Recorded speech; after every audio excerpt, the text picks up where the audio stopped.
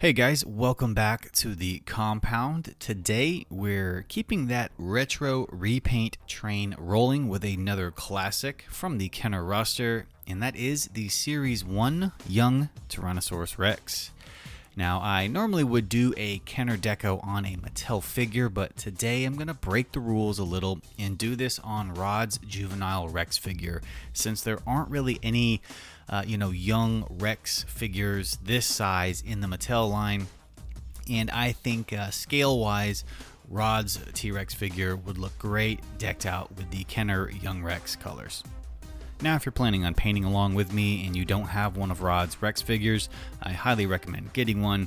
But if you want to roll with something a little more affordable, then a Mattel Extreme Chomping T-Rex would work great.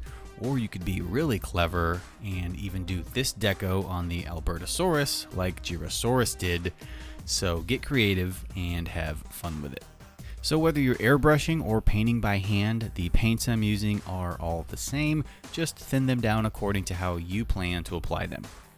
I'll run you through the paints used on this repaint real quick, and keep in mind these colors aren't gospel. You can tweak them to fit your specific situation or particular brand of paints that you have access to.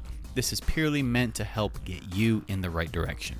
Some of these Kenner Rexes fade differently, and some may appear to have different shades depending on the environment that they've lived in for the past 30 years, but the paints I've mixed up will at least make your life a little easier and give you a solid starting point. Starting off first with the brown stripes, and I've got some Territorial Beige as my main color in the mixing cup, and I've mixed in some English Ivy Green along with some melted chocolate. That concoction made a close enough brown tone to match the stripes on the Kenner one.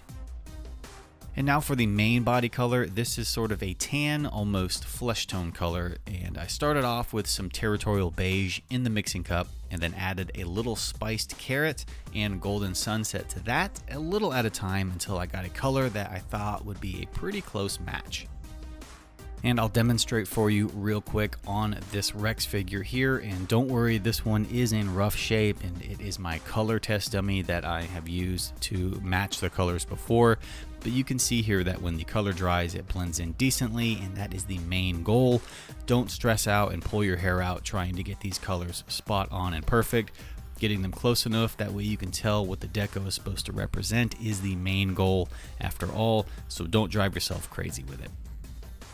So I'll be using these paints just thinned down in my airbrush, and these acrylic paints are crazy thick, so they do require some serious thinning down to get them to flow through the needle on the brush. But once you get that consistency just right, it's all smooth sailing from there.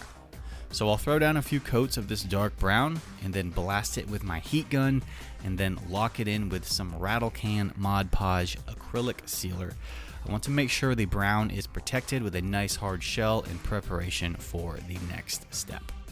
With the dark brown applied, now it's time to start planning out the patterns. And if you know me, then you know I like to use masking putty to plan out my patterns to get nice clean lines. So I've got my putty laid out on a non-porous surface, and I'm using my knife to cut off little strips and roll them into little lines of different sizes from largest to smallest. Once I've got the patterns cut out, it's just a matter of laying them on the surface of the body and creating the designs. Pretty simple. You can use your fingers, but I've found the bristles on the paintbrush work great for getting the putty to move around on the surface without worrying of, potentially scuffing the paint.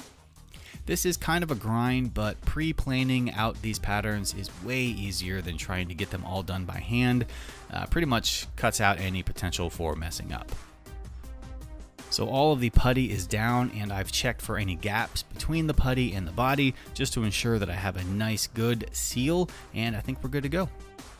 So now I'm going to grab some of that Rex skin tone and mix it into the airbrush with some water, and I'll start to throw down a few light coats.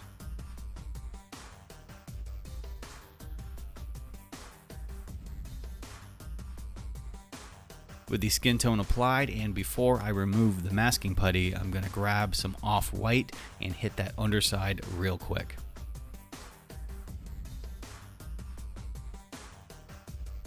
While I'm here, I'll grab that same brown I used for the stripes and I'll paint the claws on the feet and hands.